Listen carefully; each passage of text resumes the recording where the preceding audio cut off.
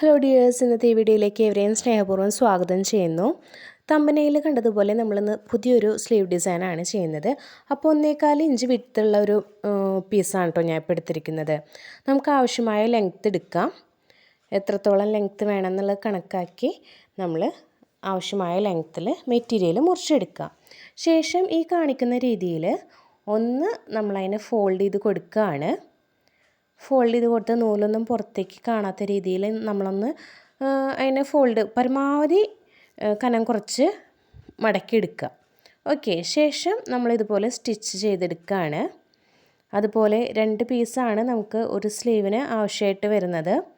അപ്പോൾ ഞാൻ 2 പീസ് ഒരു സ്ലീവിന് വേണ്ടിയിട്ട് ഇതുപോലെ സ്റ്റിച്ച് ചെയ്തെടുത്തിട്ടുണ്ട്.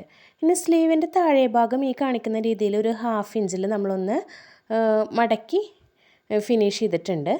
അതിൻ്റെ മേലേക്കൂടെ ആ മടക്കി ഫിനിഷ് ചെയ്തിരിക്കുന്ന ആ ഒരു സ്റ്റിച്ച് വന്നിട്ടുണ്ടല്ലോ, ആ സ്റ്റിച്ച് 1/2 ഇഞ്ചിലാണ് നമ്മൾ ചെയ്തിരിക്കുന്നത്. അപ്പോൾ ആ ഒരു സ്റ്റിച്ചിൻ്റെ മേലേക്കൂടെ തന്നെ ഇപ്പം ചെയ്യുന്ന സ്റ്റിച്ച് വരുന്ന രീതിയിൽ നമ്മൾ ഈ പീസിനെ, യെല്ലോ പീസിനെ ഒന്ന് ഫോൾഡ് ചെയ്ത് കൊടുത്ത് നമ്മൾ സ്റ്റിച്ച് ചെയ്തെടുക്കുകയാണ്. അപ്പോൾ ഫോൾഡ് ചെയ്യുന്ന രീതി ഒന്ന് നോക്കിക്കോളൂ. നമ്മൾ ഓരോ പീസും ക്രോസ് ചെയ്ത് വെക്കുകയാണ്. റൈറ്റ് സൈഡിലുള്ള പീസ് ആ എഡ്ജിൽ നിന്ന് പുറത്തേക്ക് പോകാത്ത രീതിയിലാണ് നമ്മൾ വെക്കുന്നത്.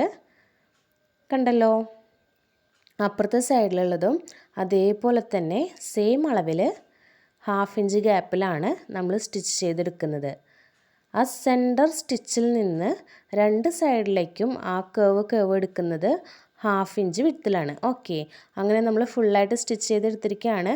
നിങ്ങൾക്ക് കണ്ട് ഇഷ്ടപ്പെട്ടു എന്ന് വിശ്വസിക്കുന്നു. ലൈക്ക് ചെയ്യാൻ മറക്കരുത്. നമ്മുടെ വീഡിയോസ് സബ്സ്ക്രൈബ് ചെയ്യാതെ കാണുന്നവരാണെങ്കിൽ സബ്സ്ക്രൈബ് കൂടി ചെയ്തേക്കണേ. Thank you for watching.